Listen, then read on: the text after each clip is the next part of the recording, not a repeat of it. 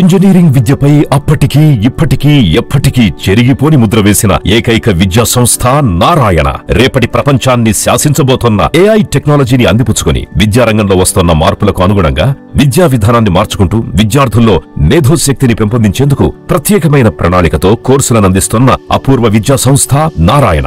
నాక్ మరియు NBA గుర్తింపు పొంది 27 సంవత్సరాల అనుభవంతో అత్యున్నత ప్రమాణాలతో ఇంజనీరింగ్ విద్యకు సరికొత్త దశ దిశ చూపుతున్నాయి నారాయణ ఇంజనీరింగ్ కళాశాలలు. అండర్ గ్రాడ్యుయేషన్ మరియు పోస్ట్ గ్రాడ్యుయేషన్ కోర్సులను అటానమస్ కరికులం ఆధారంగా అందిస్తూ 2024-25 విద్యా సంవత్సరంలో 50కి పైగా MNC కంపెనీలలో 600కు పైగా ఉద్యోగ అవకాశాలు పొంది మరియు వాటిలో అత్యధిక ప్యాకేజ్ 12 lakhs per annum సాధించిన ఘనత నారాయణదే. AICTE ద్వారా గుర్తింపు పొందిన idea labs, drones, 3D printer, Juniper network centre of excellence, robotics, IoT centre of excellence ల్యాబ్లు కలవు. అడ్మిషన్లకై సంప్రదించండి. నారాయణ ఇంజనీరింగ్ కళాశాలలు, నెల్లూరు మరియు గూడూరు.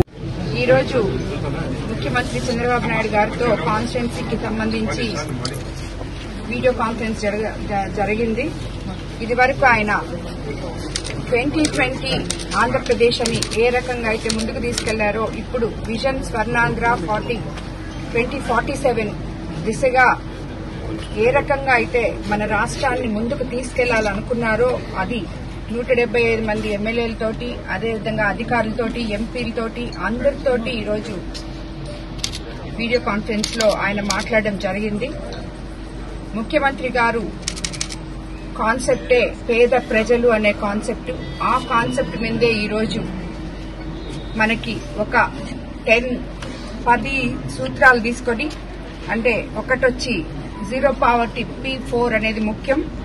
అదేవిధంగా population management, human resource development, skilling and employment, water security, farmer agritech, global best logistics, cost optimization, energy and fuel, product perfection, Swachhandhra,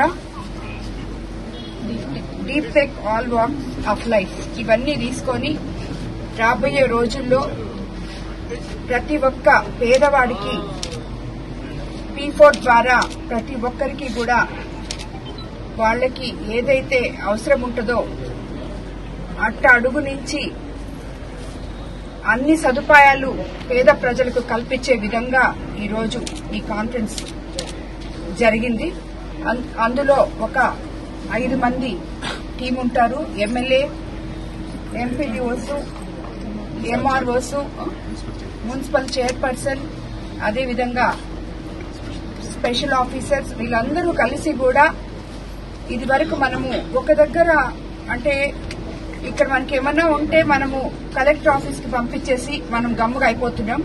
దాని తర్వాత అది ఎప్పుడో సీఎంఓ పోయి దాని తర్వాత అలా వచ్చేది. ఇప్పుడు అలా కాకుండా అట్టడుగు దగ్గర నుంచి, సచివాలయం దగ్గర నుంచి ఆ గ్రామంలో ప్రజలకి ఏం అవసరాలున్నాయో అవన్నీ కూడా ప్రతి ఒక్కరికి ఆ గ్రూప్ అంతా తీసుకొని వాళ్ళకి ఏం కావాలో, ఇప్పుడు ఒక దగ్గర ఒక కాన్స్టిట్యున్సీలో రిసోర్సెస్ ఉంటాయి, ఒక కాన్స్టిట్యున్సీలో ఇంకొకటి ఉండదు. మనకి ఏది ఏ కాన్స్టిట్యున్సీకి ఆ కాన్స్టిట్యున్సీలో ఉండే పీపుల్ కి ఏది అవసరమో ఆ దిశగా రాష్ట్రాన్ని ముందుకు తీసుకెళ్లాలని చెప్పి అందరూ కలిసి ఐకమత్యంగా దీన్ని ముందుకు తీసుకెళ్లాలని చెప్పి ఆయన కంటున్న కలలు ఈ స్వర్ణాంధ్ర 2047 దిశగా ఈ రోజు ముఖ్యమంత్రి గారు మాట్లాడడం జరిగింది.